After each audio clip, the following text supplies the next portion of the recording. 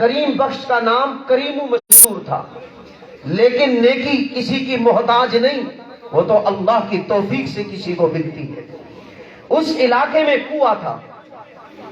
کریمو دیکھتا تھا کہ جب کوئی کنویں کے پاس پیاسا آتا تو سارے کام کھیتی باڑی چھوڑ کر دوڑ کر جاتا اور کنویں میں ڈول ڈال کر پانی نکال کر اس پیاسے کو پانی پلاتا۔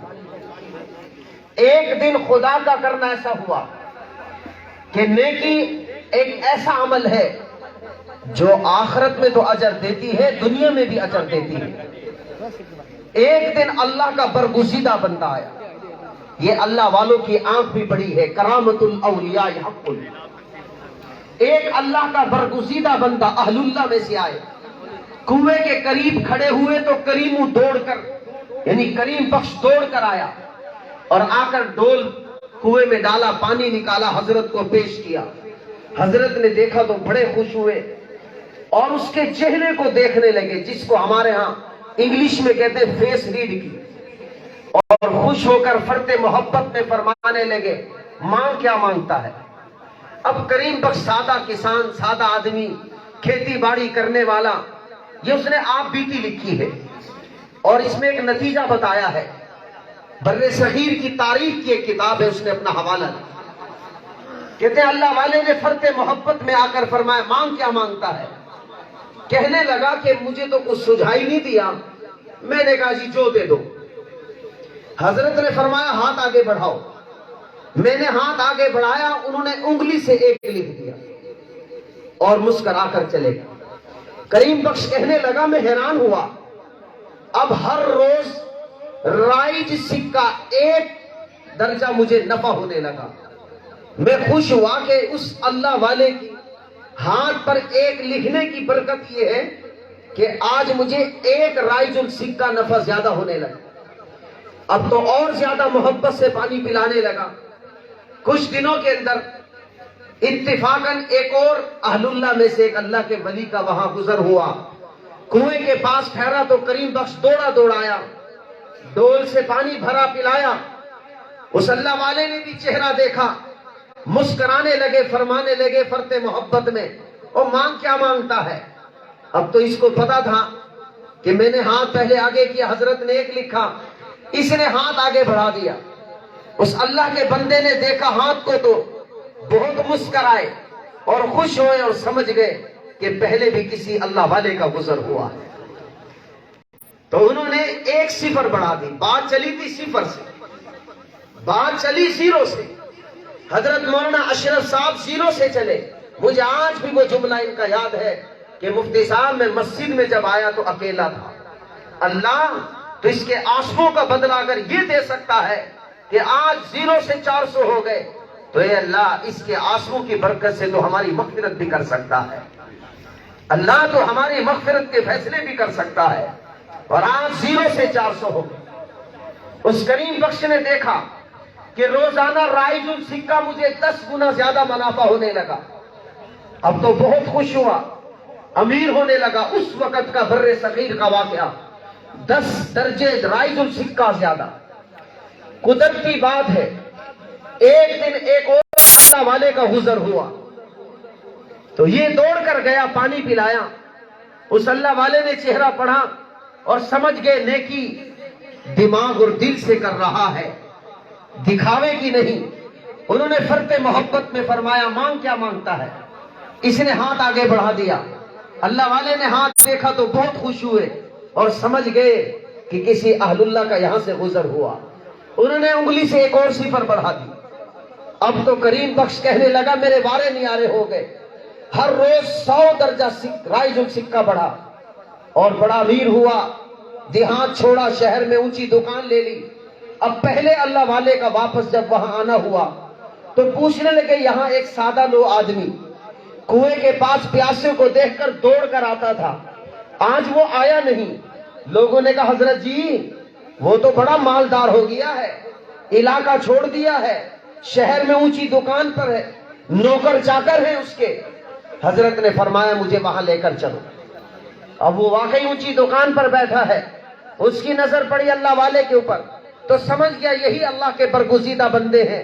جس کے ایک لکھنے سے آج میں یہاں تک پہنچا ہوں، کہ جس کے ایک لکھنے کی برکت سے زیرو سے میں یہاں تک آیا، اپنی مسرت سے اترا، گلے لگایا اور کہا کہ حضرت آئیے تشریف لائیے۔ حضرت نے فرمایا ہاتھ بڑھاؤ۔ یہ بڑا خوش ہو کر ہاتھ بڑھانے لگا کہ آج 1 صفر بڑھے گی تو 1000 گنا زیادہ نفع ہوگا۔ حضرت نے انگوٹھے سے سارا ہی مٹا دیا۔ حیران ہوا کہ ہر روز چکی الٹی چلی اور پھر وہیں آ کھڑا ہوا جہاں سے شروع ہوا تھا۔ میرے محترم بھائیوں، نیکی کرو، اللہ کی رضا کے لیے کرو۔ یہ آپ کا بچے کا نمازی بن جانا، میں آپ کو ایک دلیل دیتا ہوں، یہ استاد ہی کا کام ہے کہ آپ کے بچے کو نمازی بنا سکتا ہے، آپ کے بچے کو حافظ قرآن بنا سکتا ہے۔ یہ ان کے خون پسینے کا کرشمہ ہے، یہ ان کے رگ ریزی، راتوں کی محنت اور دعاؤں کا صلہ ہوتا ہے۔ ورنہ ایک پیر صاحب، ایک ان کے مرید، ایک ان کا شاگرد اور بیٹا بھی تھا پیر صاحب۔ یہ دیکھو، یہ بڑی مشاہدہ کی بات انہوں نے بتائی۔ پیر صاحب فرمانے لگے میرا بیٹا تھا، پر میرے ساتھ میرا مرید تھا، اس مرید کا وہ شاگرد بھی تھا، میرا بیٹا بھی تھا۔ فجر ایک جگہ ہم سفر پر گئے، رات کو جب ہم سوئے تو میں نے، پیر صاحب فرمانے لگے، میں نے اپنے مرید کو جو میرے بیٹے کا استاذ تھا، میں نے کہا ذرا میرے بیٹے کو بھی فجر کے لیے اٹھا دینا۔ یہ کہہ کر میں مسجد میں آ گیا۔ وہ حضرت اللہ والا خود لکھتے ہیں یہ بات۔ میں نے اپنے مرید کو کہا جو میرے بیٹے کا استاد بھی تھا کہ میرے بیٹے کو ذرا نماز کے لیے اٹھا دینا۔ پیر صاحب فرماتے ہیں میں حیران ہوا، میں مسجد میں ابھی بیٹھا تھا، بیٹا بھی ساتھ آ گیا۔ میں نے کہا کہ میں تو اس کو اتنا بار صبح کو اٹھاتا ہوں، یہ اٹھتا ہی نہیں ہے، آج آ کیسے گیا؟ تو سمجھ گئے کہ شاید مرید درجات اور مراتب میں مجھ سے بھی اوپر چلا گیا۔ بعد میں پوچھا مرید سے کہ مجھے ایک بات سمجھ میں نہیں آئی، میں اپنے بیٹے کو فجر میں اٹھانے کے لیے بڑی تگ و دو کرتا ہوں، بڑی محنت کرتا ہوں، پھر بھی یہ فجر میں 1 آدھی رکعت میں آتا ہے، اور تم نے ایک بار کہا یہ مسجد میں آ گیا، وجہ کیا ہے؟ سنو ذرا، اب کمال کی بات سنو جو سنانا چاہ رہا ہوں۔ فرمانے لگے حضرت جی آپ ابا بن کر اٹھاتے ہیں، میں استاد بن کر اٹھاتا ہوں۔ سبحان اللہ۔ آپ اٹھاتے وقت یہ سمجھتے ہو میرا لختے جگر ہے، کوئی نہیں، ابھی 10 منٹ نماز میں باقی ہے، اٹھ جائے گا، لیکن میں استاد ہوں۔ سمجھتا ہے بیٹا یہ میرا استاد ہے، اس لیے ایک ہی بار کے کہنے میں بھی مسجد آ گیا۔ یہ ہے مولانا اشرف صاحب کی محنت کا ثمرہ۔ آپ اگر لاکھ کوشش کرو آپ کا بیٹا پکا نمازی نہیں بن سکتا۔ آپ مولانا اشرف صاحب کی معاونت کرو۔ میں آپ کو اوتھینٹک اور پوری ذمہ داری سے کہہ رہا ہوں، یہ بندہ زیرو سے چلا ہے، اور اس شناوا شہر ایک ایک بچے کو نماز پر لانے کی دھن لگائی ہے۔ اللہ ان کی محنت کو قبول فرمائے۔ ورنہ آپ کو میں چند باتیں عرض کرتا ہوں نماز کے حوالے سے۔ نماز میری اور آپ کے لیے بھی ضروری ہے۔ نماز کوئی معمولی عمل نہیں ہے، اہم العبادات ہے۔ کیسے اہم العبادات؟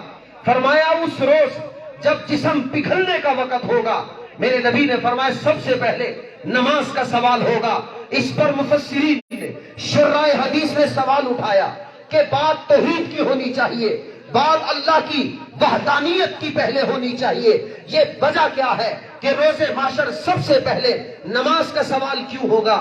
تو جواب دیا کہ نماز وہ عبادت ہے جس میں اللہ نے ساری عبادتوں کو جمع کر دی۔ ایک آدمی کہتا ہے میں اللہ کی عبادت کروں گا اپنے آپ کو جھکا کر، فرمایا نماز کو دیکھ لو اس میں رکوع بھی ہے۔ ایک آدمی کہتا ہے میں اپنا سر زمین پر رکھ کر اللہ کی بڑائی بیان کروں گا، فرمایا نماز کو دیکھو اس میں سجدہ بھی ہے۔ ایک آدمی کہتا ہے میں اللہ کا قرآن پڑھ کر میں اللہ کی عبادت کروں گا، فرمایا نماز میں قرآن ہے۔ ایک آدمی کہتا ہے میں اللہ کی حمد و ثنا کر کے اللہ کو راضی کروں گا، فرمایا نماز میں سبحانک اللہم و بحمدک و تبارک اسمک و تعالی جدک ولا الہ غیرک۔ ایک آدمی کہتا ہے میں اللہ کی عظمت کو بیان کروں گا، فرمایا جاؤ رکوع میں پڑھو سبحان ربی العظیم، تو نے اللہ کی عظمت کا بیان کر دیا۔ ایک آدمی کہتا ہے میں اللہ کی بزرگی بیان کرنا چاہتا ہوں، رکوع دیکھو سجدے دیکھو، نماز کے اندر سبحان ربی الاعلی کہتا ہے۔ ایک آدمی کہتا ہے میں ساری عبادتیں اللہ کے نام کرنا چاہتا ہوں، فرمایا نماز میں پڑھتا ہے التحیات للہ والصلوات والطیبات، اللہ میری قولی عبادتیں، میری فعلی عبادتیں، میری مالی عبادتیں ساری تیرے لیے۔ ایک آدمی کہتا ہے میں اللہ کے نبی پر سلام پیش کرنا چاہتا ہوں، اور نماز کو دیکھو، نماز میں السلام علیکم ایھا النبی ورحمۃ اللہ وبرکاتہ. ایک آدمی کہتا ہے میں اللہ کے پاک پیغمبر علیہ السلام پر درود پڑھنا چاہتا ہوں. فرمایا دیکھو نماز کے اندر درود ابراہیم موجود. ایک آدمی کہتا ہے میں اپنے بچوں کے لیے دعائیں کرنا چاہتا ہوں, اللہ میرے بچے کو نمازی بنا دے, اللہ میری بچے کو سلامتی والا بنا دے. فرمایا نماز کو دیکھو, ربی جعلنی مقیم الصلاۃ ومن ذریتی ربنا وتقبل دعا. ایک آدمی کہتا ہے میں اپنے والدین کے لیے دعائیں کرنا چاہتا ہوں, اے اللہ میرے والدین کی بخشش فرما دے, میرے والدین کی مغفرت فرما دے. فرمایا نماز کو دیکھو, ربنا اغفر لی ولوالدی. ایک آدمی کہتا ہے میں امت مسلمہ کے لیے دعائیں کرنا چاہتا ہوں. فرمایا نماز میں دیکھ, ربنا اغفر لی ولوالدی وللمؤمنین یوم یقوم الحساب. ایک آدمی کہتا ہے میں فرشتوں پر بھی سلام پیش کرنا چاہتا ہوں, میں جنات پر بھی سلام پیش کرنا چاہتا ہوں. فرمایا نماز دیکھو, السلام علیکم ورحمۃ اللہ وبرکاتہ. نماز وہ اہم العبادات ہے. اللہ نے جتنی بھی عبادتیں ہم پر لاگو کی, جتنی عبادتیں کی ہیں وہ ساری نماز میں اللہ نے جمع کر دی. اس لیے نماز پڑھنے سے آپ ساری عبادتیں کر سکتے ہو, اللہ کا ذکر کر سکتے ہو, اللہ کی عظمت کو بیان کر سکتے ہو, اللہ کی کبریائی کو بیان کر سکتے ہو, نبی پر درود پڑھ سکتے ہو, نبی پر سلام بھیج سکتے ہو, اپنے بچوں کے لیے دعائیں کر سکتے ہو, اپنے والدین کی مغفرت کے دعائیں کر سکتے ہو, امت مسلمہ کے لیے دعائیں کر سکتے ہو, اللہ کا ذکر کر سکتے ہو, نبی پر درود بھیج سکتے ہو. اس لیے جو آدمی نماز پڑھتا ہے گویا اس نے ساری عبادتیں ادا کر دی. اسی لیے سب سے پہلے نماز کا سوال ہوگا, تاکہ نماز میں نکل گیا ساری عبادتوں میں نکل گیا. اللہ کی قسم کبھی نماز نہ چھوڑنا. معراج پر حضور علیہ السلام تشریف لے گئے اور بہت سارے واقعہ, ایک واقعہ یہ سنایا کہ میں ایک بڑے میدان میں گیا, میں نے دیکھا کہ فرشتے بہت سارے لوگوں کے سروں پر بہت بڑا وزنی پتھر مارتے ہیں اور سر جھکنا چیر ہو جاتا ہے اور چیخو پکار چلات ہی چلا. حضور علیہ السلام شفیق ہے, نرم طبیعت رکھتے ہیں. فرمایا جبرائیل یہ کون لوگ ہیں جن کے سروں کو کوٹا جا رہا ہے, جن کے سروں کو کچلا جا رہا ہے, جن کی چیخوں پکاروں کا یہ عالم. حضرت جبرائیل نے فرمایا یا رسول اللہ یہ وہ لوگ ہیں جو عشاء کی نماز پڑھے بغیر سو جاتے ہیں. کیسے جگرا ہے. میں کہتا ہوں جس کے جو نماز چھوڑتا ہے اس کے سینے میں کوئی بہت بڑا شیر کا دل ہے. پتہ نہیں چھوڑ کیسے دیتے ہیں نماز, ان کو نیند کیسے آ جاتی ہے. اس لیے کبھی زندگی میں نماز نہ چھوڑنا. اللہ کی قسم اٹھا کر ذمہ داری سے علماء کی موجودگی میں کہہ رہا ہوں, کبھی زندگی میں نماز نہ چھوڑ دینا, کبھی نہ چھوڑ دینا.